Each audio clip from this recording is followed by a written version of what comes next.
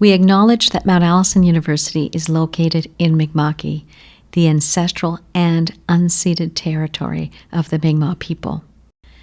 This land is covered by the treaties of peace and friendship signed centuries ago. We recognize that many of our alumni, students, faculty, and podcast guests live in communities beyond the Mi'kma'ki, across Turtle Island and around the world. As we engage in conversation, reflection, and learning through this podcast, we invite all listeners to reflect on the lands they call home and the Indigenous peoples who have cared for them since time immemorial. As treaty people, we share a responsibility to engage respectfully with this land and with each other, to listen, to learn, and to honor the truths and histories that shape our shared future. Hello, everyone. Today on the podcast, we are joined by Simon Rafuse, a member of the class of 2003. He has a bachelor's in biology and environmental studies, but he took that degree and did something really different, really unique. I actually don't know a lot of alum who have gone on and did the studies that he did to really become one of Nova Scotia and indeed Canada's best known winemakers. So we're going to go through Simon's kind of path and see how much we can learn about what he's doing and all those good things. Hi, Simon. Hi, how are you? Thank you for having me. Oh, it's a pleasure. It's a pleasure. Now, I kind of know the answer to this question, but I guess we will start by simply saying, how did you end up at Mount A? So growing up, I was born in Ottawa, or I was born in Halifax, I'm sorry, and then I moved to Ottawa when I was very young. But my mother attended Mount Allison, and my parents were both from Nova Scotia, and so we would visit Nova Scotia a lot in the summer and drive down, and we used to stop at Mount A all the time for a picnic, sort of on our second day of the drive. And so I got to know it from a very young age. Spent time around the pond and everything like that. And my mother stayed fairly involved with the university. And yeah, it got on my radar and ultimately it was where I decided to go for my undergraduate degree. So, looking back while you were here, knowing what we know now, that you went on to study for years and years after you left Mount Allison, because that's what's required when you get the type of accreditation in viticulture and enology. Were there professors or courses or some experiences at Mount A that kind of set you on a path towards winemaking, even if it's indirectly? Yes, yes and no. I would say the my experience there sort of laid the foundation for what I found interesting about winemaking. And there were a couple of professors who sort of encouraged that. Dr. Bob Thompson, who's since passed away, probably a dozen years ago now or something like that. Dr. Mossman, David Mossman in the geosciences department is another one who I remember. Really enjoying their courses. And yeah, it just sort of broadened the view of, I studied sciences, as you know, of science not just as something that gets done in a lab, but something that gets done in the field, and the opportunities there are to be for practical applications of all this stuff.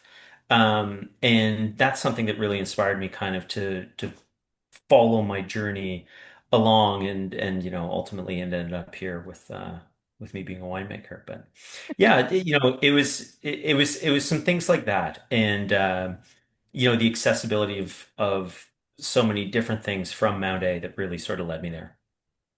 And while you were on campus, any extracurriculars, any kind of groups and societies that you participated in? Well, I lived in Truman House my first 2 years, and so I was involved with that, especially in my second year. After that, we did, just fun sports stuff. We ran the ski club for a couple of years, organized ski trips. Nothing particularly science oriented, and certainly nothing wine oriented. My palate wasn't that attuned to wine back in those days. Yes, indeed. Well, when did you become kind of interested in wine and especially winemaking? So following my time in Mount Allison, I went down to Australia with a number. There were a number of students, friends I graduated with, and we all kind of ended up there, traveling around and working in restaurants and bars and things like that, as you do. Australia has a much stronger wine culture than kind of we do in Canada, and it piqued my interest there. And then when I went and did my first master's degree, which was in the UK, at the University of Kent, I ended up doing my master's thesis on French grape growers and winemakers and sort of how they were adapting to climate change and things like that. So this was in the early mid 2000s, I guess. And it was shortly after the 2003 heat wave in Europe. And yeah, it was sort of topical and very, very interesting. Yeah. And I think I remember this, but you actually learned French in order to do your master's thesis. Is that correct? It, I did. I grew up in Ottawa through the French immersion program, and being so close to Quebec, we'd spend a lot of time over there over the course of the year, whether it was outdoor activities, skiing, and things like that. So my French was good, but it was not do a master's degree in France good yet. Yeah. So um, it living there for a year before I started that program certainly helped. Yeah. Yeah, absolutely.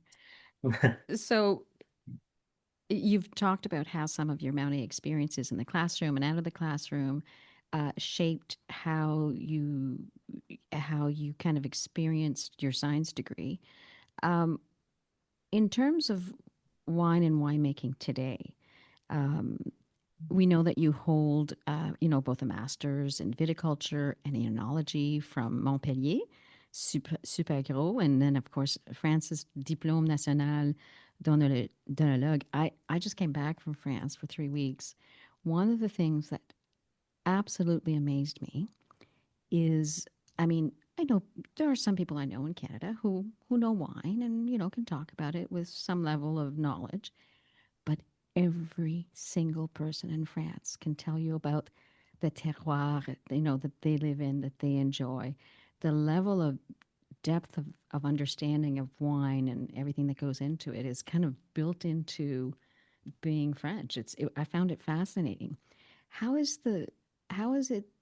Are there any other differences between how maybe Europeans see wine and the role of wine, um, in terms of culinary, all those other things compared to maybe the folks in Canada? Yeah, like this could be a big topic if we wanted it to be. But I think the main and simple difference is that, wine, and in some places it's other things, whether it's cider or beer or whatever, is more intertwined in the culture than it is necessarily in Canada. And, regions of France which are well known for wine, that's part of what they do. And it's a massive agricultural industry. There's tens of thousands of wineries in France. And people are introduced to it at a very, very young age. And so it's normal in these regions for, children to see vineyards and be in vineyards and help pick grapes and things like that. Whereas in Canada, uh, we view alcohol as something that needs to be sold through government monopoly stores, and things like that that just take it away from people's everyday lives. And it's something that you don't really necessarily see as part of a meal just because of where you are. And so culturally, I think it's very different, and I think people get used to it. But to follow up on that, I would say that I think things are changing, especially in the wine regions in Canada. The Annapolis Valley, we're moving along, we're getting there. But as recently in Niagara and in British Columbia, I think the wine industries are very intertwined into the regions there. And yeah, I think it's just a matter of time, hopefully. Indeed, and of course we're not going to get into the geopolitics of wine, but it has really become something in kind of the, in the new world, for new world wines. So I think everyone's just kind of thinking of, uh, kind of reflecting on what all that means in terms of, how they consume and what's Yeah. important to them, and what works for them. So that's kind of yeah. I think a lot of people are thinking about that. So Yeah. so you studied what, 7 years in France? Uh, so between the different things that I did, I was probably there for about 5 years in total, off and on. I did one of my work terms for one of the French programs in New Zealand. Oh, Uh, but was still, still reported back about France or to France about that. But yeah, about 5 years, and I lived primarily in the Languedoc in the south of France, in and around Montpellier, which is where I went to university, but in a small town near there as well. I spent some time in Bordeaux on sort of a university exchange, kind of a semester abroad type thing, and then I worked in the Alsace region for a year as well. wow. So you have quite a perspective on the types of wines. How does that European perspective translate to where you are now in the Annapolis Valley? So you've kind of gathered all this experience and knowledge and education in that European, France, New Zealand, and then you kind of came back home, didn't you? Can you talk a bit about that and how that happened? Yeah, how I ended up here was really just kind of luck. I guess after I graduated from Mount Allison, my parents retired and they moved back to Nova Scotia. And so I just happened to be home visiting one Christmas, I think it was, and visited some wineries in the region because I was interested. And I ended up meeting the owner and at the time the sort of consultant winemaker here. And next thing you know, they'd somehow tracked down my phone number, called me the next day, and offered me a job. I was on my way to do a contract in New Zealand at the time, so I fulfilled that. But then I came back here and thought, well, I'll do this for a year or two, and it'll be great for the resume, and so on and so forth. And 15 or 16 years later, or whatever it is, I'm still here. But more to answer your question, I think one of the interesting things, and one of the reasons I find it interesting here in Estate, is that, the wines that we're able to make in this region in the Annapolis Valley are so well suited to sort of the cuisine and culture of the region. And what we do is quite unique in Canada. The styles of wines that we're able to make because of the climate, because of the proximity to the ocean. They're very crisp, they're refreshing, they're aromatic, sparkling maybe. And that's one of the things that I think links back to that experience in Europe. A lot of the wine regions there, the wines that they make are very much married to the local cuisines and the local customs and cultures and things like that. So I think I like the linkages between the two, and you get to know people involved in similar industries, or I guess complementary industries, and yeah, it's just been really interesting. It's been a lot of fun. You've been back, to Nova Scotia since 2009, as you mentioned. What what has changed the most in the Nova Scotia wine industry in those years? Um, I think there's two things, but they're sort of two sides of the same coin. I think in the last 15 years, the wineries in Nova Scotia and the grape growers have really started to focus on what we know we can do very well. And that doesn't mean people aren't still experimenting and trying new things, but the core industry has really started to revolve around our sparkling wines, especially traditional method like champagne style sparkling wines, which we've gotten quite a lot of, really great reviews, and they're now exported all over the world and things. It's something we do very, very well. And the other one is another wine called Tidal Bay, which is sort of Nova Scotia's appellation wine. Very crisp, aromatic, lower alcohol. Yeah, they're excellent wines. And they really fit with the sort of seafood from the region, especially the shellfish and things like that.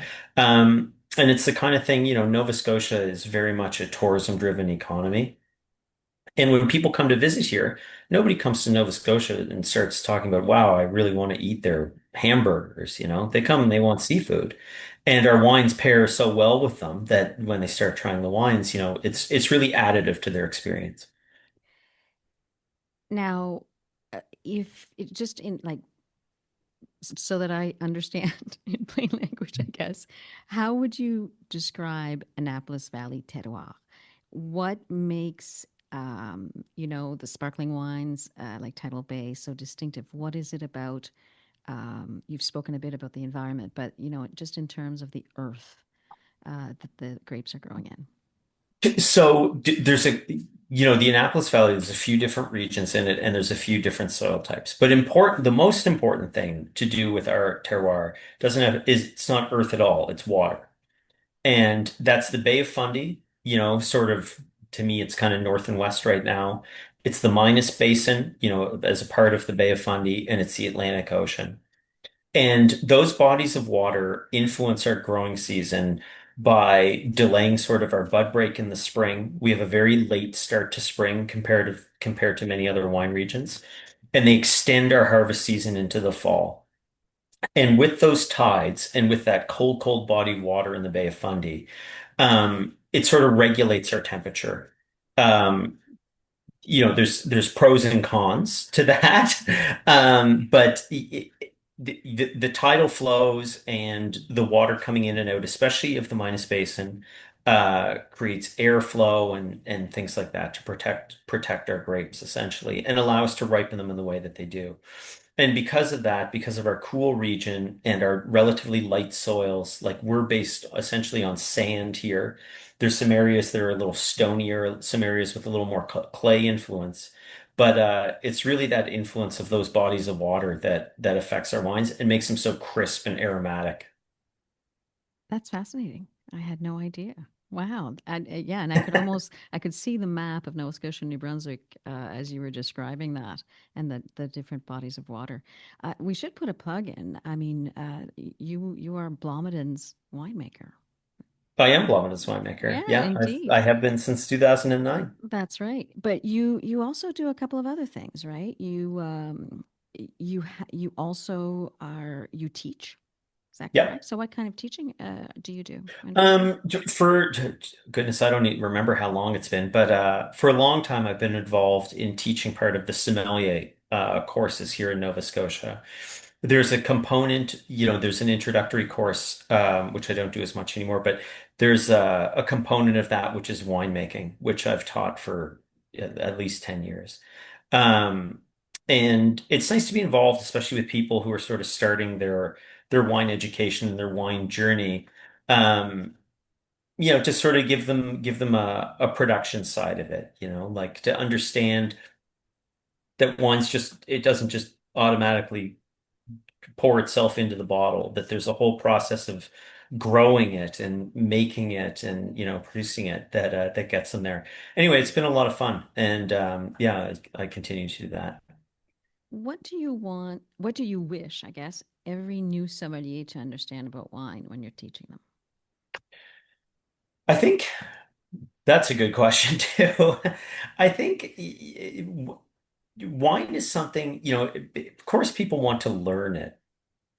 And there's some stuff you should probably know, but y- like you never stop learning with wine. There's always more and more, and you can get deeper and deeper. You can sort of treat wine as a hobby and explore the areas of it that you like. And I often get asked about the technical aspects of certain wines, but in a lot of cases that doesn't really matter. Like what does the wine taste like? Where does it come from? Who grew it? Those are kind of the questions that I find more interesting. What does it look like there? What's the region like? Kind of foods do they eat and things like that. And yeah, I guess my advice is not to take it too seriously, like that there's a correct answer. I think it's about learning and understanding and getting interested in the aspects that you're interested in. You touched a bit on this, I guess, with your first master's, but it's topical that we're talking. I'm going to ask this question because climate and seasonality. You touched on it a bit. Now, these are the constant challenges here. And in fact, had a long conversation in France, and when I was there with um, winemakers who are very, very concerned about what the wine will look and taste like because of the effects of climate change. And so, is there like a obviously there's we have a fire right now in Annapolis Valley. I know we're going to be airing this a bit later in the fall, but right now, so do things like how would that fire happening right now in Annapolis Valley affect grape growers?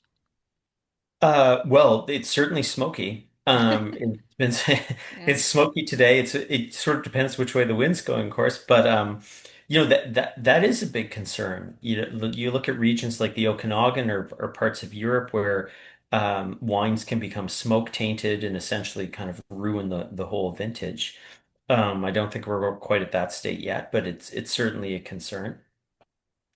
It's hard to say. I mean, the climate has dramatically changed since I started. It's much warmer. It's much more consistently warm. The rainfall patterns have changed a lot. We've got this huge drought, hence the forest fire. Mhm. Um, and that seems to be happening more frequently. Um, but on the other side, there's the big winter events. 2 years ago we had the polar vortex came and caused serious damage to a number of the grapevines. A lot needed to be replanted. And it's really just the unpredictability of it that's so challenging, not just for grapes really, but for all of agriculture. And I think that's something that people need to be very concerned about. I know I was just looking at a rainfall map this morning of the rain we got. I live in Halifax, but the rain we got last week or the other day.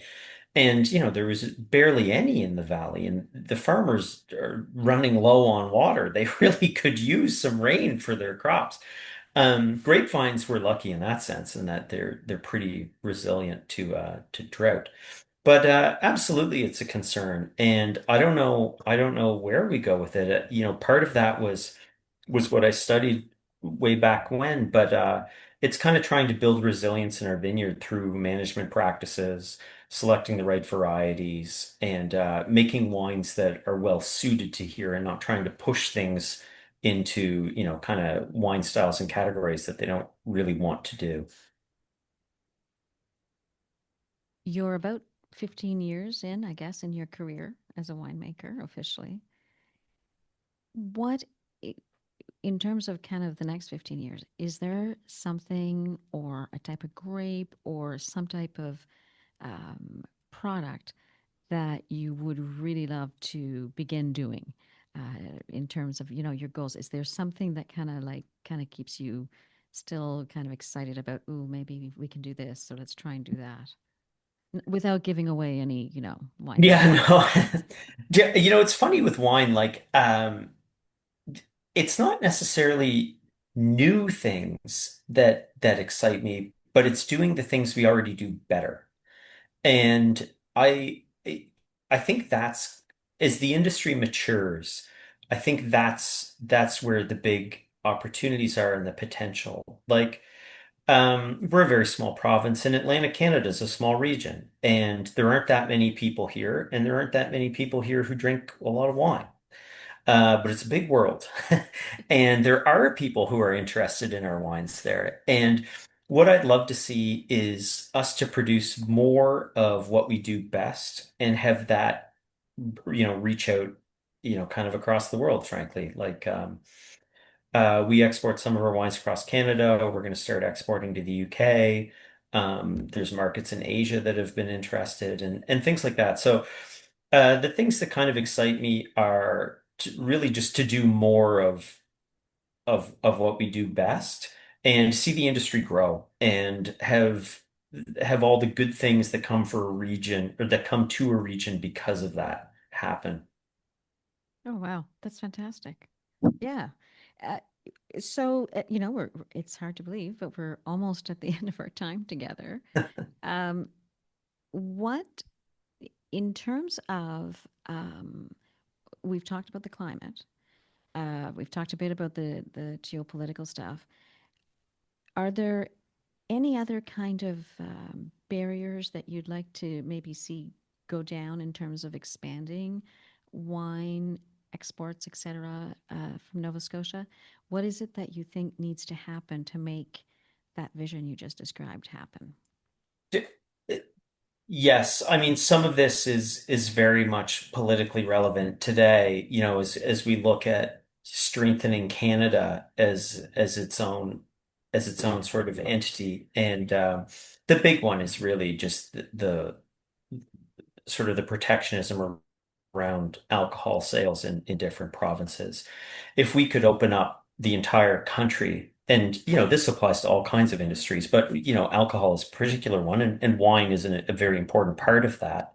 The fact that I can't sell to a restaurant in Moncton or Sackville, New Brunswick, or whatever, I think is really kind of ridiculous. And dropping some of those provincial trade barriers. And, I don't know if this is ever going to happen, but I would love to see the way that we treat and regulate and tax alcohol, and in particular wine, change. Um, I think it's in many ways it's not that beneficial, frankly. And yeah, I think that's the big one. Open up trade barriers within the country. And honestly, it's easier for me to sell it elsewhere than it is to sell it within Canada, which is crazy. Yeah, and that is something I think we've heard, through different channels, Absolutely. for years. But I think it's worth repeating and it's worth kind of talking about, and even on this little podcast, and if it triggers something, all the better. Okay, I've got a couple of little. Let's get some recommendations here. So Yeah, for sure. our listeners, they are in Nova Scotia. Yeah. They are having a lobster roll for supper with some nice potato salad. They're looking out into the Bay of Fundy at the restaurant. What Blomidon wine would you recommend for Uh, So personally, I would recommend a sparkling wine because I love sparkling wines. I drink a lot of them. We make a lot of them. If we were going to be doing lobster, I would probably go with our Brut Reserve, which is a Chardonnay and Pinot Noir blend, uh, dry wine. We sort of age it 5, 6 years. It's excellent. It's as champagne-like as you can get, really.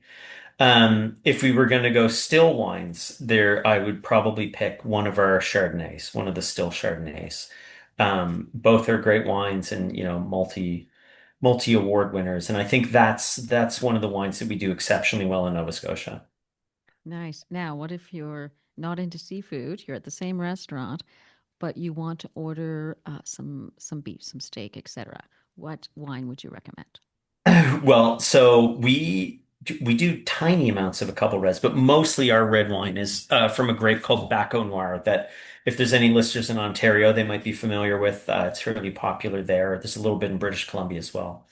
But for Nova Scotia, there's not that many wineries that grow it. But our Baco is very, very popular. It's sort of our joint top seller, and we actually do a reserve where the wine spends about a year and a half in these big, big barrels, and I think that's excellent. And if you were going to go anything red meat, that would be my pick.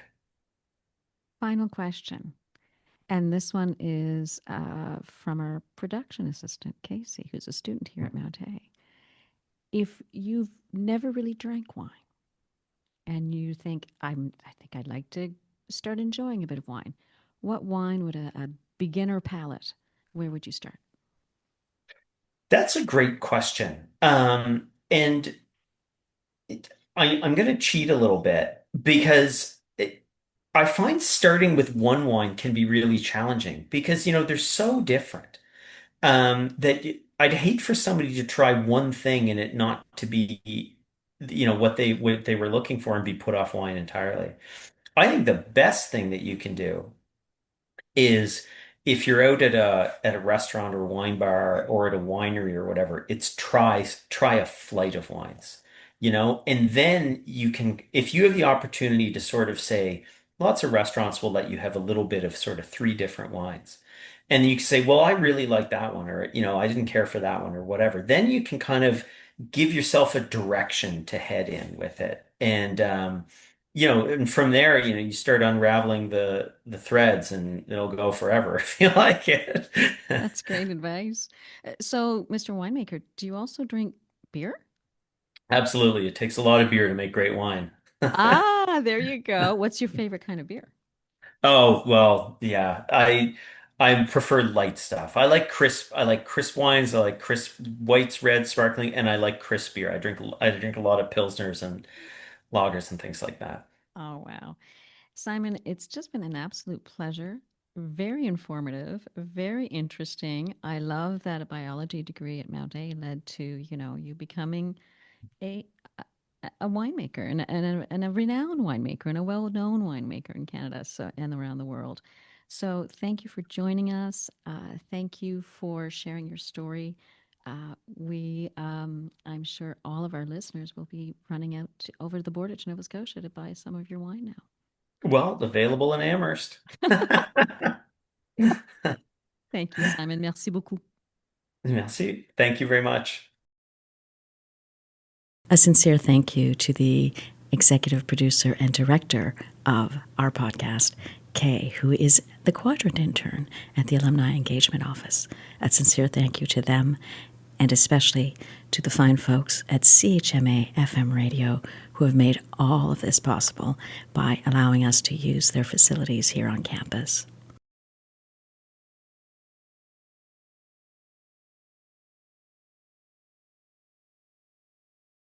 Mount Allison strives to be a safe, respectful, and welcoming place for people of all genders, diverse sexualities, gender identities, and gender expressions through education, programming, support, and advocacy. We prioritized upholding, maintaining, and honoring that environment during the creation of this podcast.